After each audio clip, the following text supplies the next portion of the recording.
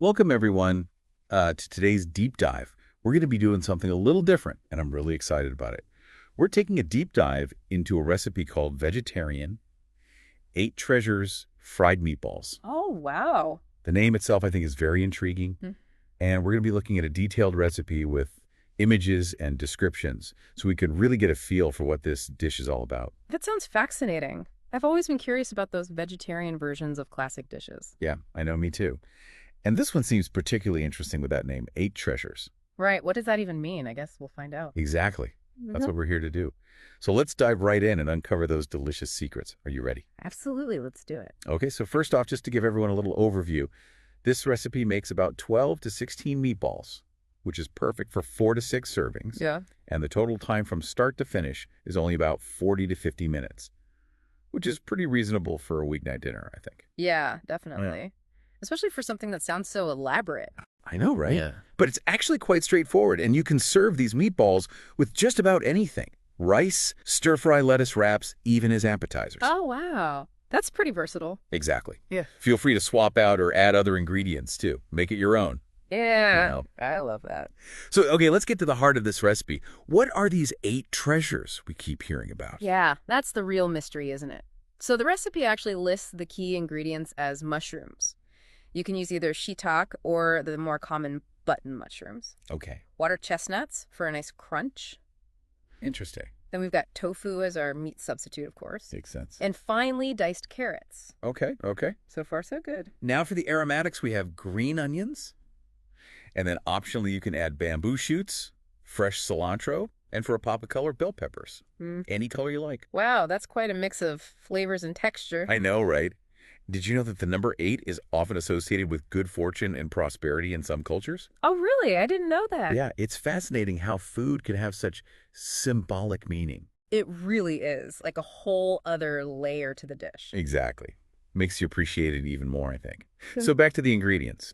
The recipe specifically calls for firm or extra firm tofu, Okay. and it emphasizes the importance of pressing the tofu to remove excess liquid. Ah, yeah, that's key for getting a good texture. Right. Have you ever cooked with tofu before? Oh, yeah. Many times. But sometimes it can be tricky to get it right. I know what you mean. It can be a bit spongy sometimes if you don't press it properly. Exactly. Pressing it helps to get rid of that excess moisture so it can absorb the flavors better and have a firmer, more meaty texture. Absolutely. Yeah. So once you've got your tofu pressed and ready to go, it's time to move on to the veggies. Okay, let's hear it. So you'll need to finely chop the mushrooms, carrots, peppers, and then mince some garlic and ginger. Sounds delicious already. I know, right? And the recipe has these great images of all the colorful chopped veggies. It just looks so vibrant and fresh. I can practically smell it from here. Okay, so now for the fun part, the grand mixing. In a large bowl, you're going to combine the crumbled tofu with all those beautifully chopped veggies. Right. Then you'll add in the soy sauce, or tamari if you're going for a gluten-free option, Got it. some cornstarch for binding, grated ginger, minced garlic, a touch of sesame oil for that amazing aroma, and of course, salt and pepper to taste. Cornstarch for binding. That's interesting. Yeah, it helps to hold the meatballs together and gives them a slightly silkier texture too. Oh, I see. That makes sense. The recipe actually mentions that you'll know the mixture is ready when it easily sticks together and forms a smooth ball without crumbling. Ah, that's a good tip. It's almost like magic how it all comes together. I love that part, the transformation. Okay, so moving on to step 4. It's time to shape those meatballs. You want to take about 2 tablespoons of the mixture in your hand and gently roll it into a ball. Like little treasure balls. Exactly. And you want to press it just slightly Huh? to make sure it holds its shape. Keep rolling until you've used up all that delicious mixture. And you should end up with about 12 to 16 meatballs, depending on how big you make them, of course. Okay, so we've got our treasure balls all ready to go. What's next? Now comes the part where things really start to sizzle. It's time for step 5, pan frying. All right, bring on the heat. So you're going to heat a couple of tablespoons of vegetable oil in a skillet or wok over medium-high heat. Okay. And the key here is to make sure the meatballs have enough space to breathe and brown evenly.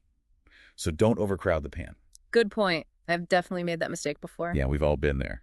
Yeah. So carefully place those beautifully shaped meatballs into the hot oil. And then... You'll pan fry them for about 2 to 3 minutes on each side. or until they're golden brown and crispy on the outside. I can practically see them now, Well, golden brown and Yeah, crispy. your skillet is a bit crowded. You can always work in batches. Nobody wants a soggy meatball. Oh, definitely. Not after all that work. As they finish cooking, you'll transfer them to a paper towel-lined plate to drain off any excess oil. And that brings us to our final step. The grand finale. You got it. Serving and garnishing. So we've explored the recipe step by step, but what I find really interesting is that this vegetarian version of Eight Treasures fried meatballs actually tells a larger story about food and culture, wouldn't you say? It really does. It's amazing how something as simple as a meatball Mm-hmm. can hold so much meaning. Right. Like we talked about the number eight and its significance in different cultures. It's not just about the ingredients, it's about symbolism and tradition. Absolutely. And it makes you wonder how many other dishes out there have hidden stories behind them. I know, right? Like food is so much more than just sustenance. It's a reflection of history and culture. Exactly. It's a way of connecting with our past and keeping those traditions alive. And speaking of tradition, the use of tofu in this recipe is a brilliant nod to the adaptability of vegetarian cooking. Oh, definitely. Tofu is such a versatile ingredient. It can really take on the flavors of whatever you cook it with. I've always been fascinated by tofu's journey, from a delicacy enjoyed by royalty in ancient China to becoming a staple in vegetarian cuisine. Yeah, it's pretty amazing how it's evolved over time, isn't it? It really is. And now it's a global phenomenon embraced by chefs and home cooks alike. You know what I love about this recipe, though? It shows that vegetarian cooking can be just as exciting and flavorful as any meat-based dish. Oh, absolutely. Yeah. It's bursting with color and texture, Yeah. and the combination of ingredients is just so well thought out. Exactly. It's not just about substituting meat. It's about creating a dish that stands on its own with unique flavors and textures. And speaking of unique flavors, I'm curious about those dipping sauces you mentioned earlier. Do you have any favorites that you like to pair with these meatballs? Oh, yeah, definitely. I love a good sweet chili sauce for a bit of a kick. That sounds good. Or you could try a hoisin sauce for something a bit more savory and rich. Oh, yeah, I love hoisin sauce. Even a simple soy vinegar dipping sauce would be delicious, with a touch of ginger and garlic. All those sound amazing. I'm getting hungry just thinking about it.